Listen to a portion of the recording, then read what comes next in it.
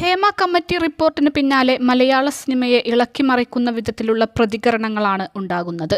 നടനും സംവിധായകനും ഉൾപ്പെടെയുള്ളവർക്കെതിരെ ആരോപണങ്ങൾ തുടർന്നുകൊണ്ടിരിക്കുന്നു. തുടർച്ചയായി വരുന്ന ആരോപണങ്ങളിൽ കുപ്രചരണങ്ങളുമുണ്ടെന്ന് സംശയിപ്പിക്കുന്ന വെളിപ്പെടുത്തലാണ് ഇപ്പോൾ നടിയും നർത്തകിയുമായ ആശാ ശരത്തിന്റെ ഭാഗത്തു നിന്നും ഉണ്ടായിരിക്കുന്നത്. സിനിമാ രംഗത്തെ പ്രശ്നങ്ങളുമായി ബന്ധപ്പെട്ട് എൻ്റെ പേരും പരാമർശിച്ച് കണ്ടതുകൊണ്ടാണ് പ്രതികരിക്കുന്നതെന്നും അതിൻ്റെ സത്യാവസ്ഥ എല്ലാവരെയും അറിയിക്കാൻ ഞാൻ ആഗ്രഹിക്കുന്നുവെന്നും നടി ഫേസ്ബുക്കിൽ പങ്കുവച്ച കുറിപ്പിൽ പറയുന്നു. സിദ്ദീഖ് ദൃശ്യം സിനിമയുടെ ചിത്രീകരണ വേളയിൽ എന്നോട് മോശമായി പെരുമാറി എന്നൊരു പ്രചാരണം ചിലർ എൻ്റെ ശ്രദ്ധയിൽപ്പെടുത്തുകയുണ്ടായി. കലാരംഗത്ത് എൻ്റെ ഒരു നല്ല സഹപ്രവർത്തകനും അതുപോലെ ഒരു നല്ല സുഹൃത്തുമാണ് സിദ്ദീഖ്.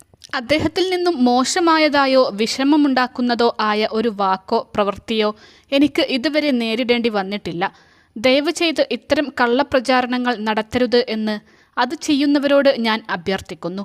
ഇത്തരത്തിൽ നിയമവിരുദ്ധമായി കുപ്രചാരണം നടത്തുന്ന സാമൂഹ്യ വിരുദ്ധരെ നിയമത്തിനു മുന്നിൽ കൊണ്ടുവരിക തന്നെ ചെയ്യുമെന്നും നടി കുറിക്കുന്നു.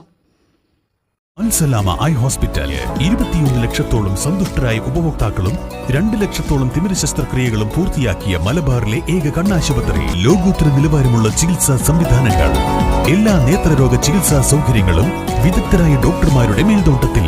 Al Salama eye hospital, hospital road, Perinthalmanna.